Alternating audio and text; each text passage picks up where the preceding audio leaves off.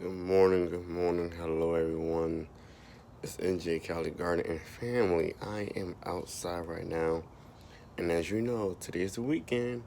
I want to first say thank you to all my new subscribers who have subscribed to the channel and have been commenting or leaving their uh, questions and me giving your answers. I thank you all for just being a part of the family. And thank you to the ones who have already subscribed and been part of the family for a long time. It's a great day today. And I wanted to just give you guys some brief information on how to properly take care of your moringa tree. Now, um, I grew mine from seed. It's very different when you grow moringa from seed and cutting. Preferably, if you can, grow it from a cutting because it grows more quicker. The more sun you have, the better. The more high temperatures you have, the better. If you live in Southern California, if you live in Texas, where it's extremely hot, Arizona, Las Vegas, uh, Florida, they grow where in those areas. Even in some parts of Louisiana, and Alabama, even Mississippi, those areas that's very extremely hot, they will do very well. However, the more hotter it is, the better. Uh, However, in my zone 9B here in the Central Valley of Sacramento, my moringa is not really a perennial. My moringa is actually an annual. Now, same seed, however, different climate because when the temperatures drop below 80 degrees, moringa trees don't like it. So, however, I'm gonna show you how to feed your moringa tree and what's the benefits of feeding it. First of all, anything you grow is gonna need something to eat, and no matter if it's compost, earth from castings, leaves, it matters when it comes to growing your perennials, your vegetables, uh, herbs, flowers, etc. So, moringa trees like to eat as well. And what I have learned thus far when growing a moringa tree, it's very important to give it mulch and uh, feed it compost. Now, here in front of you is some compost from my local area. It's organic. It's not the compost from my yard that I'm doing right now. However, this is compost I purchased. And what you want to do is feed it compost, a lot of compost, and you want to give it wood chips because the wood chips actually helps to feed your moringa tree, and it also keeps it moist.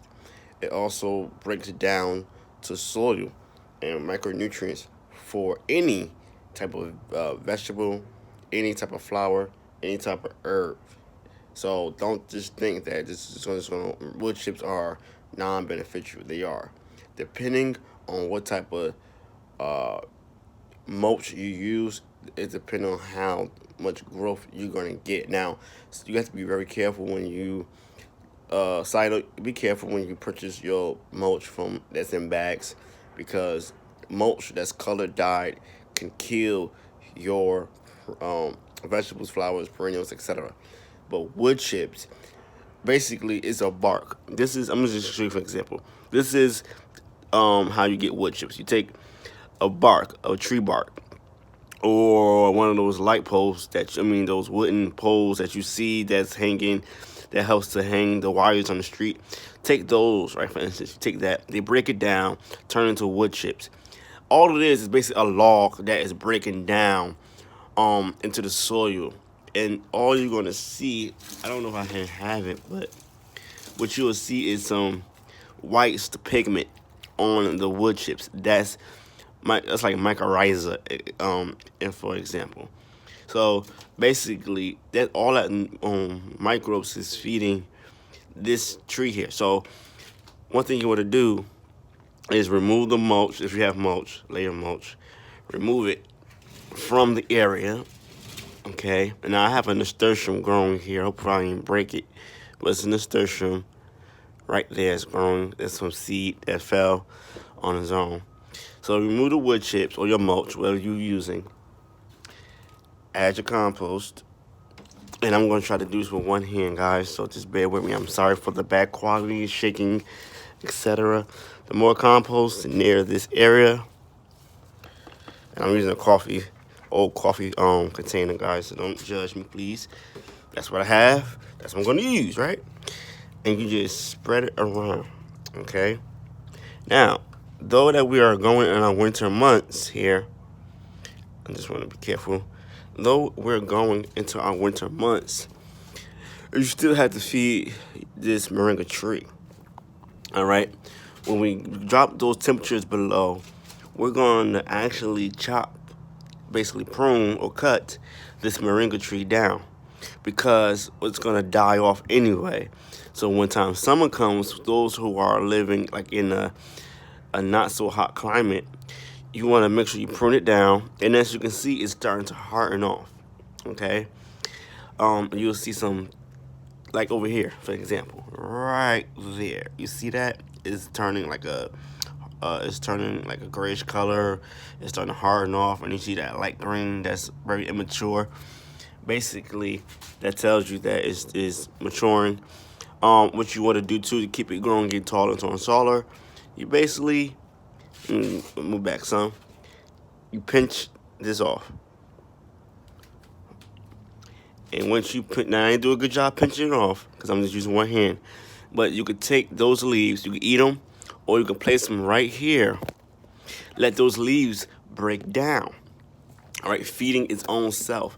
Or if you got moringa powder, right, you can spread your own moringa powder that's organic and basically spread it around because that's its own fertilizer.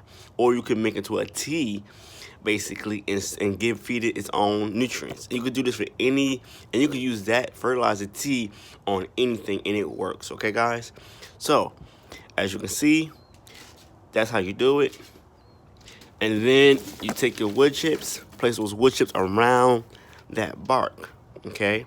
Once you do that around that bark, and it feeds its own self.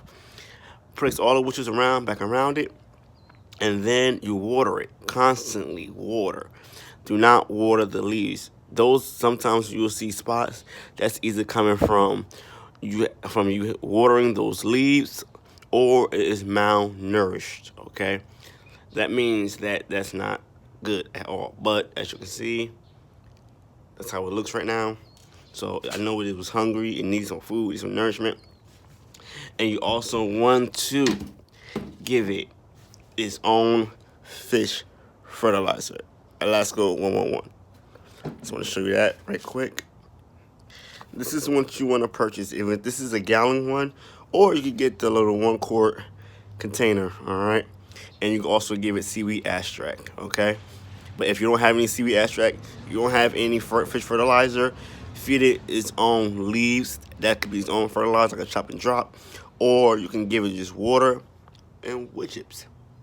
So I hope you guys, this helped you today. This is Ancient Cali Garden saying thank you for watching. Let me know what you're doing to feed your moringa tree, if you have one, or any other vegetable, perennial, or flower, fruit tree that you're growing in your yard. Thank you for watching. Thank you all to my new subscribers again. I love you all, and I want you all to have a great weekend. Peace out, guys.